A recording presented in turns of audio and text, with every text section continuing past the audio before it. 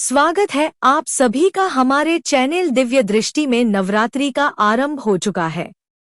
अगले 9 दिनों तक मां दुर्गा के अलग अलग स्वरूपों की उपासना की जाएगा। माता रानी की पूजा अर्चना के साथ आपको इस कथा का पाठ भी जरूर करना चाहिए। श्री दुर्गा नवरात्रि व्रत कथा करने से आपको सभी 9 देवियों की कृपा प्राप्त होगी। इस व्रत में उपवास या फलाहार आदि का कोई विशेष नियम नहीं। प्रातः काल उठकर स्नान करके मंदिर में जाकर या घर पर ही नवरात्रों में दुर्गा जी का ध्यान करके यह कथा पढ़नी चाहिए। कन्याओं के लिए यह व्रत विशेष फलदायक है। श्री जगदम्बा की कृपा से सब विघ्न दूर होते हैं। कथा के अंत में बारंबार दुर्गा माता तेरी सदा ही जय हो का उच्चारण करें।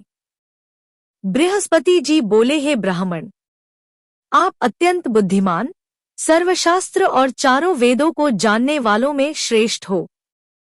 हे प्रभु, कृपा कर मेरा वचन सुनो। चैत्र, आश्विन और आषाढ़ मास के शुक्ल पक्ष में नवरात्र का व्रत और उत्सव क्यों किया जाता है? हे भगवान, इस व्रत का फल क्या है? किस प्रकार करना उचित है? और पहले इस व्रत को किसने किया? सो विस्तार से कहो। बृहस्पति जी का ऐसा प्रश्न सुनकर ब्रह्मा जी कहने लगे कि हे बृहस्पति, प्राणियों का हित करने की इच्छा से तुमने बहुत ही अच्छा प्रश्न किया।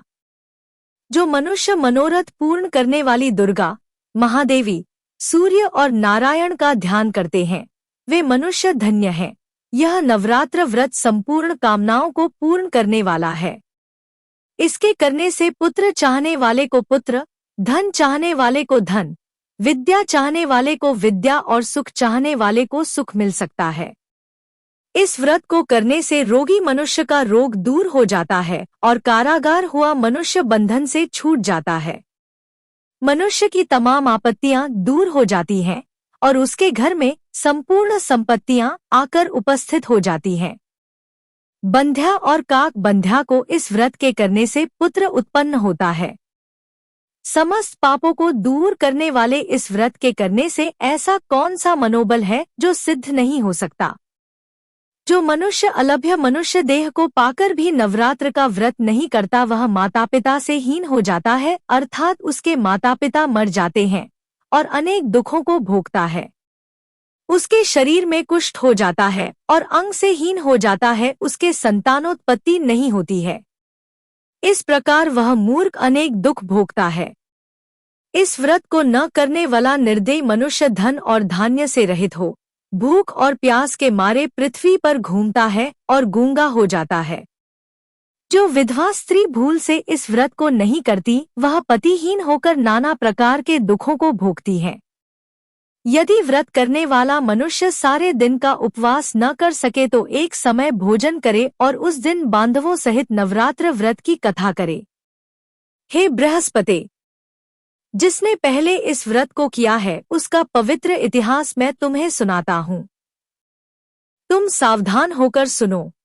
इस प्रकार ब्रह्मा जी का वचन सुनकर बृहस्पति जी बोले, हे ब्राह्मण, मनुष्यों का कल्याण करने वाले इस व्रत के इतिहास को मेरे लिए कहो, मैं सावधान होकर सुन रहा हूँ।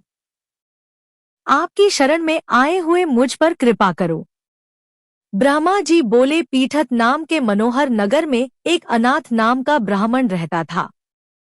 वह भगवती दुर्गा का भक्त था। उसके संपूर्ण सद्गुणों से युक्त मनो ब्रह्मा की सबसे पहली रचना हो ऐसी यथार्थ नाम वाली सुमति नाम की एक अत्यंत सुंदर पुत्री उत्पन्न हुई। वह कन्या सुमति अपने घर के बालकपन में अपनी सहेलियों के साथ क्रीड़ा करती हुई इस प्रकार बढ़ने लगी जैसे शुक्ल पक्ष में चंद्रमा की कला बढ़ती है। उसका पिता प्रतिदिन दुर्गा की पूजा और होम करता था। उस समय वह भी नियम से वहां उपस्थित होती थी। एक दिन वह सुमति अपनी सखियों के साथ खेलने लग गई और भगवती के पूजन में उपस्थित नहीं हुई। उसके पिता को पुत्री की ऐसी असावधानी देखकर क्रोध आया और पुत्री से कहने लगा कि हे दुष्ट पुत्री, आज प्रभात से तुमने भगवती का पूजन नहीं किया, इस कारण मैं किसी कुष्ठी और दरिद्री मनुष्य के साथ तेरा विवाह करूंगा। इस प्रकार कुपित पिता के वचन सुनकर सुमति को बड़ा दुख हुआ और पिता से कहने लगी कि हे पिताजी, मैं आपकी कन्या हूँ, मैं आपके सब तरह से अधीन हूँ, जैसी आपकी इच्छा हो वैसा ही करो। राजा कुष्ठी अथवा और किसी के साथ जैसी तुम्हारी इच्छा हो मेरा विवाह कर सकते हो, पर होगा वही जो मेरे भाग्य में लिखा है, मेरा तो इस पर पूर्ण विश्वास है। मनुष्य जाने कितने मनोरथों का चिंतन करता है, पर होता वही है जो भाग्य में विधाता ने लिखा है। जो जैसा करता है उसको फल भी उस कर्म के अनुसार मिलता है, क्योंकि कर्म करना मनुष्य के अधीन है, पर फल दैव के अधीन है। जैसे अग्नि में पड़े तृणाती अग्नि को अधिक प्रदीप्त कर देते हैं, उसी तरह अपनी कन्या के ऐसे निर्भयता से कहे हुए वचन सुनकर उस ब्राह्मण को अधिक क्रोध आया। तब उसने अपनी कन्या का एक कुष्ठी के साथ विवाह कर दिया और अत्यंत क्रुद्ध होकर पुत्री से कहने लगा कि जाओ जाओ, जल्दी जाओ, अपने कर्म का फल भोगो। देखें, केवल भाग्य भरोसे पर रहकर तुम क्या करती हो। इस प्रकार से कहे हुए पिता के कटु वचनों को सुनकर सुमति मन में विचार करने लगी कि अहो, मेरा बड़ा दुर्भाग्य है जिससे मुझे ऐसा पति मिला। सतरह अपने दुख का विचार करती हुई वह सुमति अपने पति के साथ वन चली गई और भयावने कुशयुक्त उस स्थान पर उन्होंने वह रात बड़े कष्ट से व्यतीत की। उस गरीब बालिका की ऐसी दशा देखकर भगवती पूर्व पुण्य के प्रभाव से प्रकट होकर सुमति से कहने लगी कि हे दीन ब्राह्मणी, मैं तुम पर प्रसन्न हूँ, तुम जो चाहो वरदान मांग सकती हो। मैं प्रसन्न होने पर मनवांछित फल देने वाली हूँ। इस प्रकार भगवती दुर्गा का वचन सुनकर ब्राह्मणी कहने लगी कि आप कौन हैं जो मुझ पर प्रसन्न हुई हैं, वह सब मेरे लिए कहो और अपनी कृपा दृष्टि से मुझ दीन दासी को कृतार्थ करो। ऐसा ब्राह्मणी का वचन सुनकर देवी कहने लगी कि मैं आदिशक्ति हूँ और मैं ही ब्रह्म विद्या और सरस्वती हूँ। मैं प्रसन्न होने पर प्राणियों का दुख दूर कर उनको सुख प्रदान करती हूँ। हे ब्राह्मणी, मैं तुझ पर तेरे पूर्व जन्म के पुण्य के प्रभाव से प्रसन्न हूँ। तुम्हारे पूर्व जन्म का वृतांत सुनाती हूँ, सुनो। तुम पूर्व जन्म में निषाद, भील की स्त्री थी और अति पतिव्रता थी। एक दिन तेरे पति निषाद ने चोरी की। चोरी करने के कारण तुम दोनों को सिपाहियों ने पकड़ लिया और ले जाकर जेलखाने में कैद कर दिया। उन लोगों ने तेरे को और तेरे पति को भोजन भी नहीं दिया। इस प्रकार नवरात्रों के दिनों में तुमने न तो कुछ खाया और न ही जल ही पिया, इसलिए 9 दिन तक नवरात्र का व्रत हो गया। हे ब्राह्मणी, उन दिनों में जो व्रत हुआ उस व्रत के प्रभाव से प्रसन्न होकर तुम्हें मनवांछित वस्तु दे रही हूँ। तुम्हारी जो इच्छा हो वह वरदान मांग लो। इस प्रकार दुर्गा के कहे हुए वचन सुनकर ब्राह्मणी बोली कि अगर आप मुझ पर प्रसन्न हैं तो हे दुर्गे, आपको प्रणाम करती हूँ। कृपा करके मेरे पति के कुष्ठ को दूर करो। देवी कहने लगी कि उन दिनों में जो तुमने व्रत किया था उस व्रत के एक दिन का पुण्य अपने पति का कुष्ठ दूर करने के लिए अर्पण करो। मेरे प्रभाव से तेरा पति कुष्ठ से रहित और सोने के समान शरीर वाला हो जाएगा। ब्रह्मा जी बोले। इस प्रकार देवी का वचन सुनकर वह ब्राह्मणी बहुत प्रसन्न हुई और पति को निरोग करने की इच्छा से ठीक है ऐसे बोली।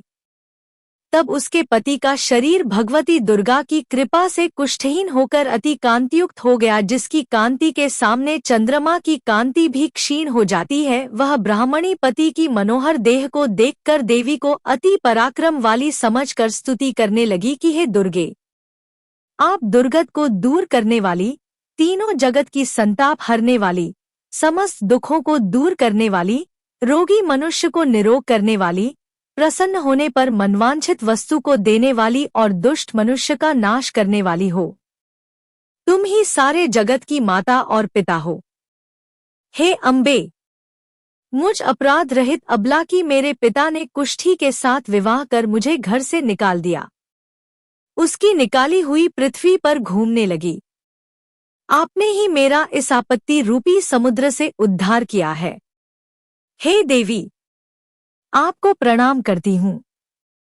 मुझ दीन की रक्षा कीजिए। ब्रह्मा जी बोले, हे बृहस्पति।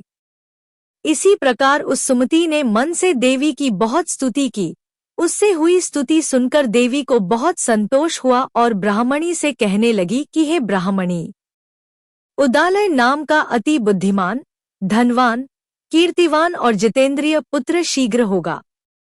ऐसे कहकर वह देवी उस ब्राह्मणी से फिर कहने लगी कि हे ब्राह्मणी, और जो कुछ तेरी इच्छा हो वही मनवांछित वस्तु मांग सकती है। ऐसा भगवती दुर्गा का वचन सुनकर सुमति बोली कि हे भगवती दुर्गे, अगर आप मेरे ऊपर प्रसन्न हैं तो कृपा कर मुझे नवरात्रि व्रत विधि बतलाइए। हे दयावंती, जिस विधि से नवरात्र व्रत करने से आप प्रसन्न होती हैं, उस विधि और उसके फल को मेरे लिए विस्तार से वर्णन कीजिए। इस प्रकार ब्राह्मणी के वचन सुनकर दुर्गा कहने लगी, हे ब्राह्मणी, मैं तुम्हारे लिए संपूर्ण पापों को दूर करने वाली नवरात्र व्रत विधि को बतलाती हूँ, जिसको सुनने से तमाम पापों से छूटकर मोक्ष की प्राप्ति होती है। आश्विन मास के शुक्ल पक्ष की प्रतिपदा से लेकर 9 दिन तक विधि पूर्वक व्रत करे। यदि दिन भर का व्रत न कर सके तो एक समय भोजन करे। पढ़े लिखे ब्राह्मणों से पूछकर कलश स्थापना करें और वाटिका बनाकर उसको प्रतिदिन जल से सींचे। महाकाली, महालक्ष्मी और महासरस्वती इनकी मूर्तियां बनाकर उनकी नित्य विधि सहित पूजा करे और पुष्पों से विधि पूर्वक अर्घ्य दें। बिजौरा के फूल से अर्घ्य देने से रूप की प्राप्ति होती है। जायफल से कीर्ति, दाख से कार्य की सिद्धि होती है। आंवले से सुख और केले से भूषण की प्राप्ति होती है। इस प्रकार फलों से अर्घ्य देकर यथाविधि हवन करें। खांड, घी, गेहूं, शहद, जौ, तिल, विल्व, नारियल, दाख और कदम्ब इनसे हवन करें। गेहूं होम करने से लक्ष्मी की प्राप्ति होती है। खीर व चंपा के पुष्पों से धन और पत्तों से तेज और सुख की प्राप्ति होती है। आंवले से कीर्ति और केले से पुत्र होता है। कमल से राज सम्मान और दाखों से सुख संपत्ति की प्राप्ति होती है।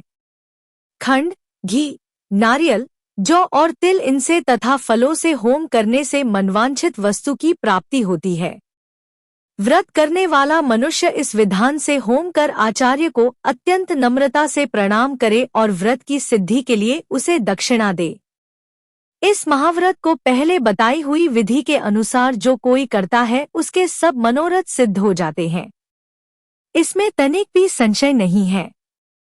इन 9 दिनों में जो कुछ दान आदि दिया जाता है उसका करोड़ों गुना मिलता है। इस नवरात्र के व्रत करने से ही अश्वमेध यज्ञ का फल मिलता है।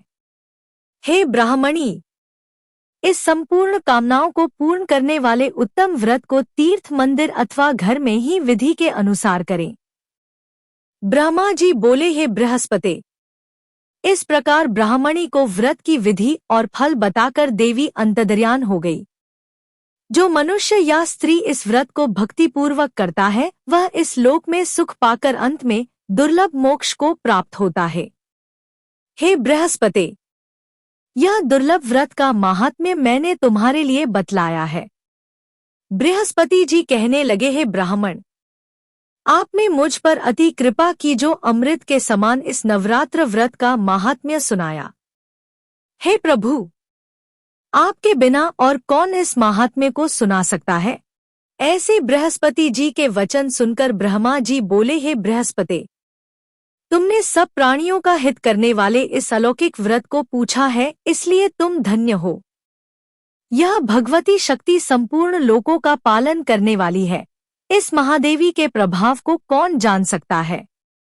आप सभी को हमारा वीडियो पसंद आया हो तो वीडियो को लाइक जरूर करें और जो लोग चैनल पर नए हो वो चैनल को सब्सक्राइब करें। धन्यवाद।